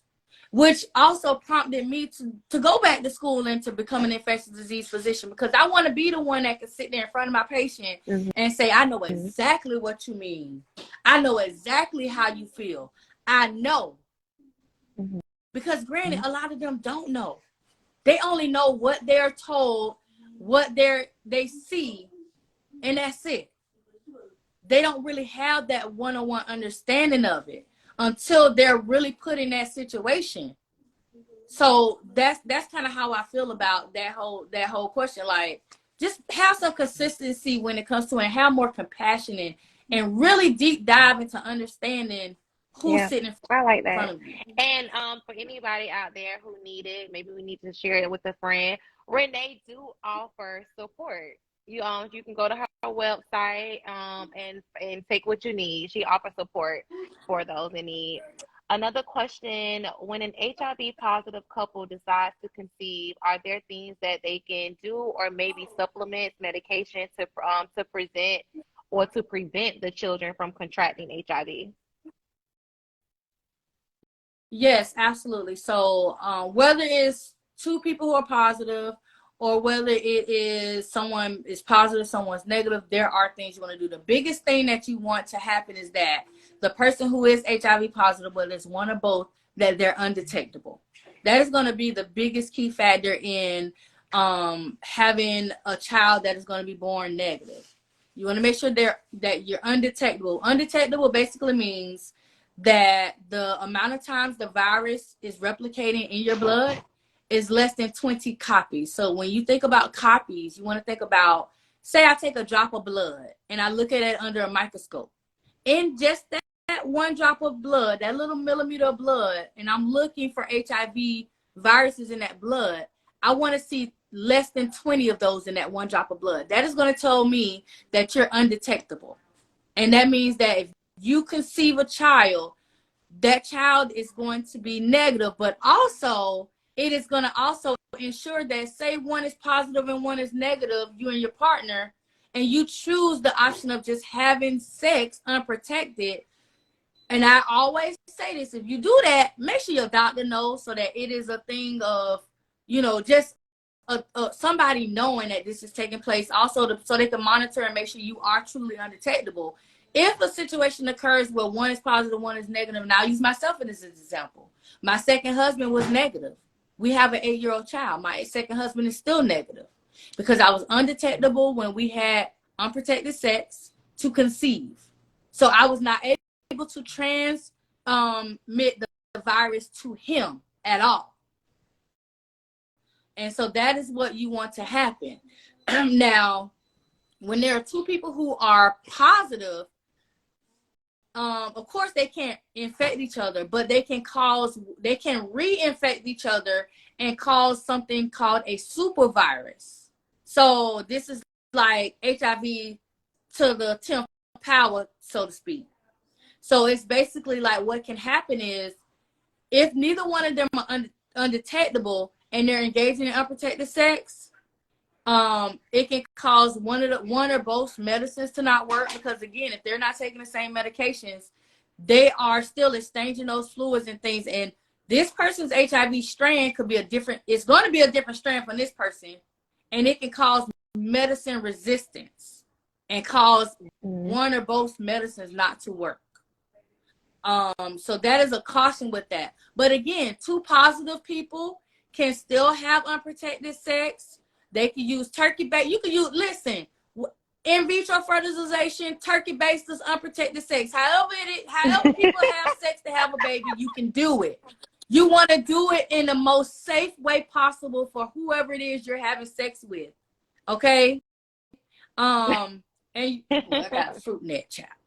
Go on. But you want to make sure you are doing it in the most safe way possible, and that you got, and that you're under the doctor's care while you're doing. And you can have a baby that is born negative. You can.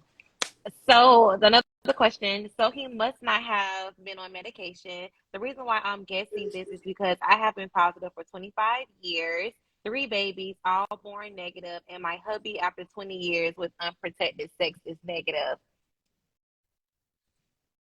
Absolutely. He wasn't taking out a drop of nothing. Not even a multivitamin.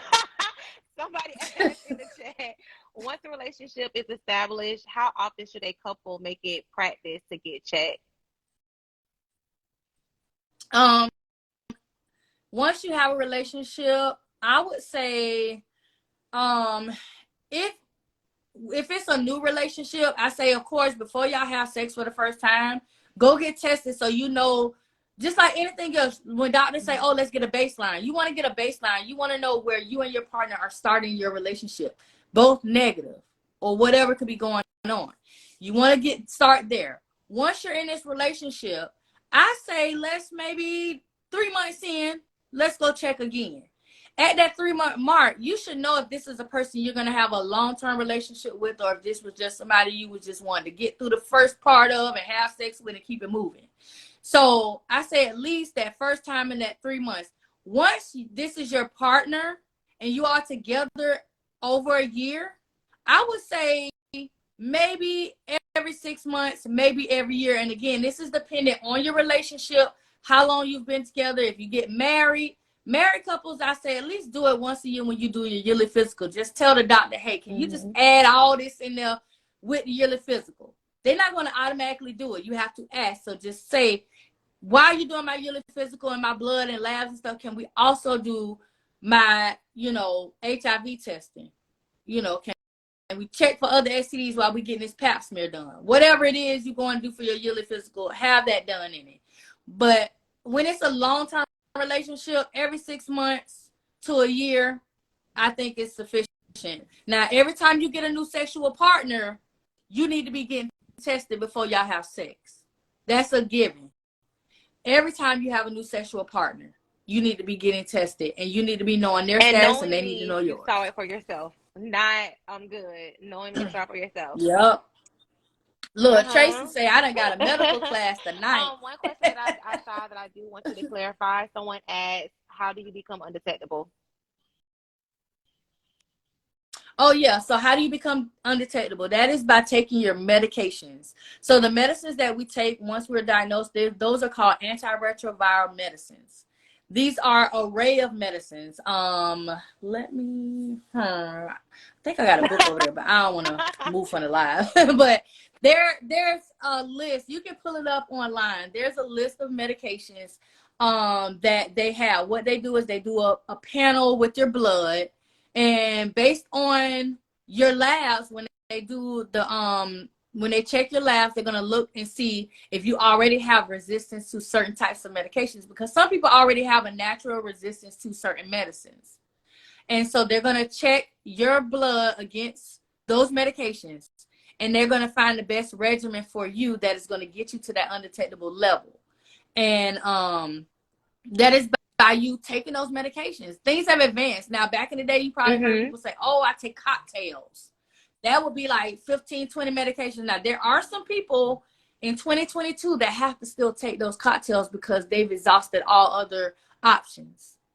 Because of a lot of times people have, non-compliance issues and things of that nature and build super resistance. And so now we are down to where not only do we have 1 pill a day regimens, we got where you could go and get a shot in the glutes every couple months, child. So things have really advanced to a point where if someone in this 21st century contracts the HIV virus, There's no worries about you passing away. There's no worries about you not getting the help and the care and the medication you need. There are financial resources, all of that stuff. So the goal is to get you to that undetectable level, because once you're at that undetectable level and you're taking those medications, number one, you're not going to transmit the virus to anybody, and you're not going to get I sick. love it. Someone asked about symptoms. Symptoms.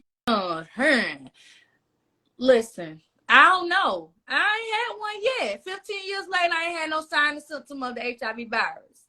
I haven't. Most people that you meet who are diagnosed, they will tell you, I've never had a sign or a symptom. They not. They haven't. A lot of times when people are experiencing these textbook, and I'm saying textbook because that's what they are. That's them Google. When you get on there and Google, ooh, what's the sign or symptom? You know, when people be ready to self-diagnose. Those signs and symptoms are when it is someone who has never went in and gotten tested. They don't know their status. They walking around here and they're HIV positive, and all of a sudden they get sick. That is when they're going to see those signs and symptoms, because now their body, their CD4, which is your T helper cells that help you fight off infection, your white blood cells, you're losing them.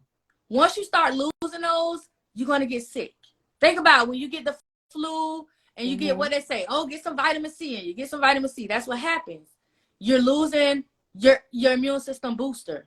And so that is how you are getting to that point. So Thank you for that. And I'm glad someone asked about symptoms, because again, being a sexuality educator for over 8 years, I do want to break people out of trying to see if they can tell if a person is infected with any STI. The best way to tell is to simply get tested and have a conversation where require each other to share your test results. It's not the end of the world. It's a great conversation. It's great for you to practice better sexual health habits. The same way you go get your physical every year, your pap smear every year, you'll get your teeth cleaned every 6 months. Add that into your routine as well. It's important.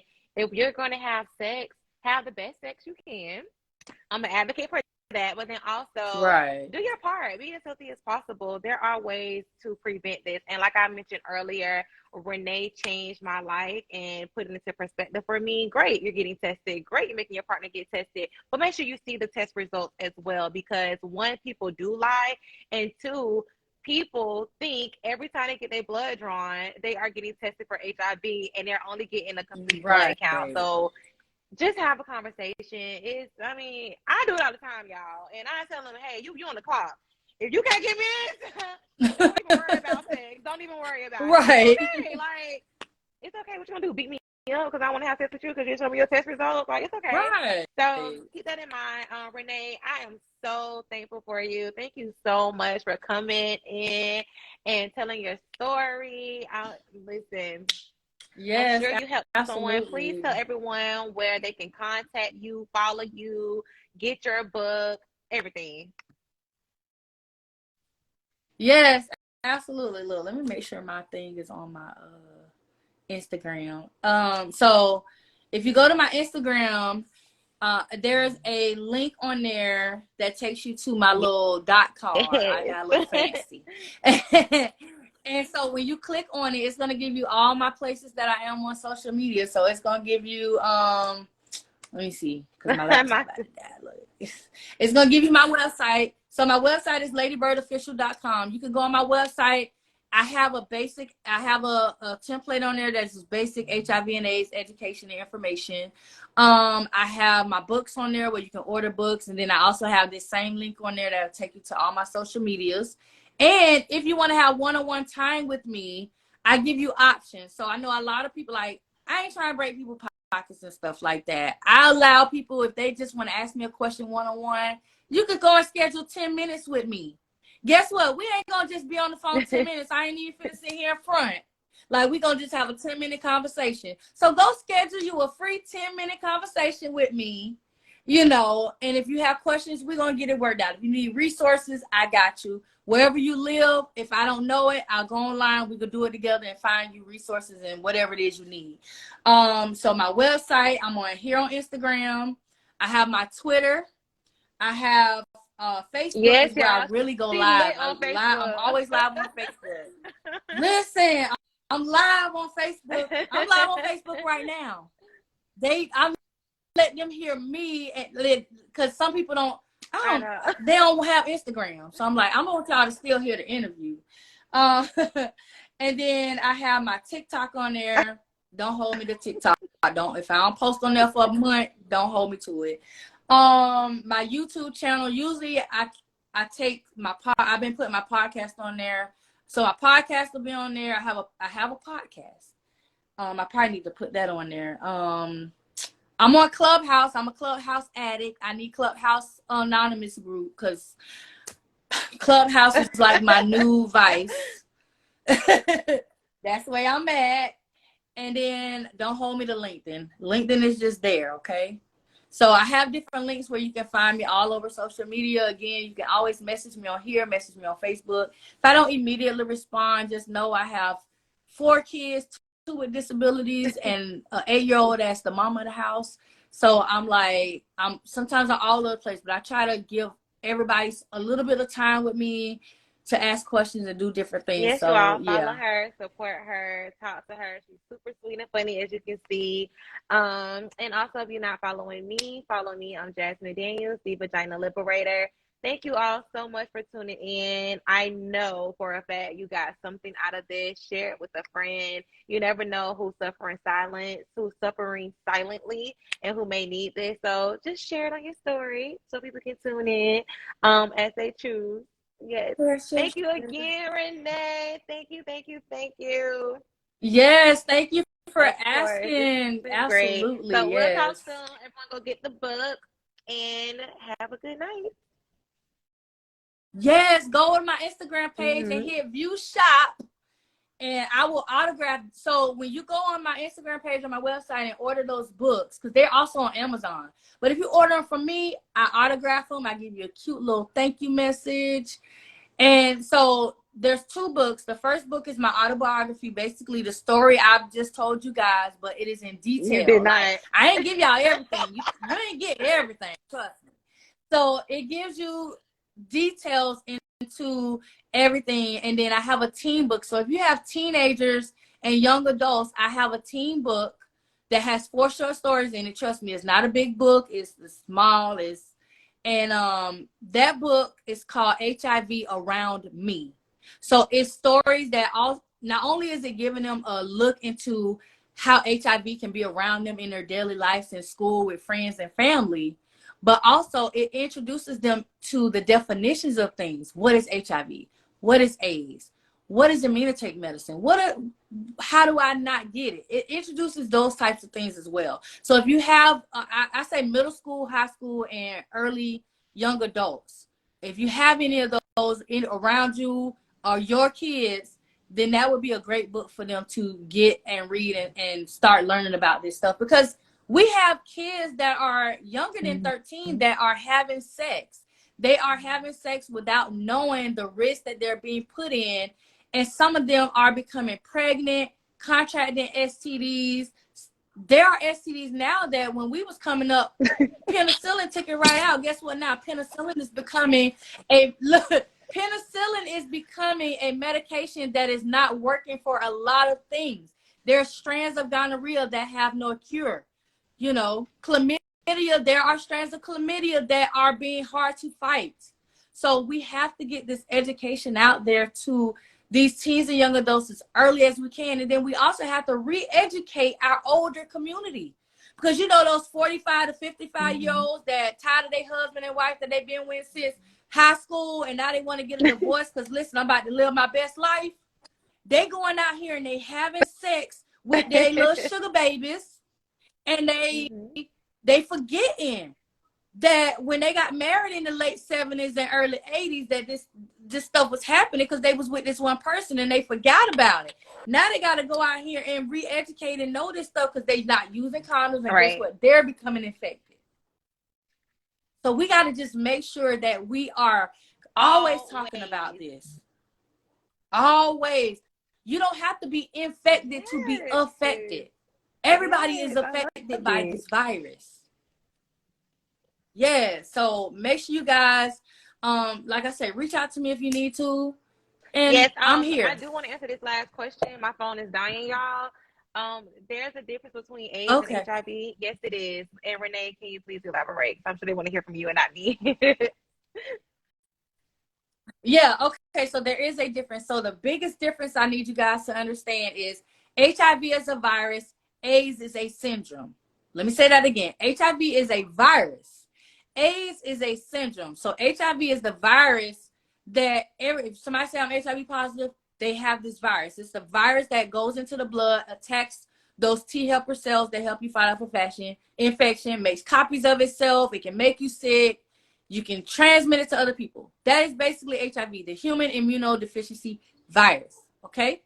Now, when it comes to AIDS, and listen, because I found something the other day, and I was like, "Oh, this is good. This is good, good, good." And I'm hoping I can pull it back up.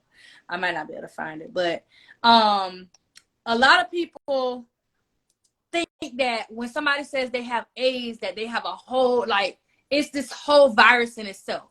They think that it's something it's something different. Like it is different from HIV, but it's not a virus. It's a syndrome. A syndrome is something that you acquire. Like you acquire pneumonia. You acquire a skin lesion or cancer. You acquire a bacteria. You acquire those things because your immune system is being attacked by something that is causing you to lose what's there to protect it. Those T helper cells, those white blood cells. You're losing those white blood cells. So something like pneumonia can come in. Something like Kaposi sarcoma, skin cancer, skin lesions, and other things. Like when I tell you, it's a whole array. Let me see. Oh, opportunistic infections. I know what it was. Here you go, right here. Opportunistic infections is what it's called that you acquire when you get AIDS. So it's not any one thing. It's a lot. It's a list of stuff, and I'm not gonna go through it because I know you say your phone going dead. But this is what it is. So opportunistic infections. I'm gonna read it word for word because I want y'all to hear. Opportunistic infections are illnesses that occur more frequently and are more severe in people with HIV.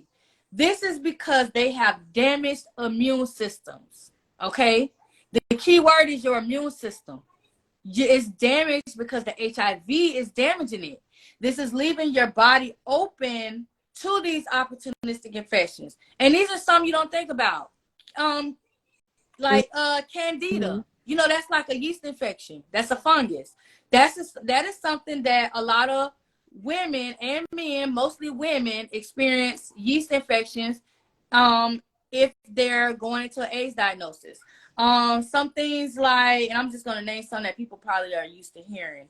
HSV. Herpes is another thing that because you're HIV positive, if you don't get in care and you have somebody that has herpes and you have sex with them, you're going to be easily able to contract herpes from that person.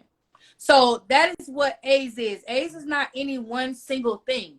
It's just basically your body not able to fight anymore. So you're going to acquire these diseases that your immune system can no longer fight. Thank you. And that is coming from the future. Period. Period. I love it. And I cannot wait because you're going to get there and it will be well deserved and needed for sure.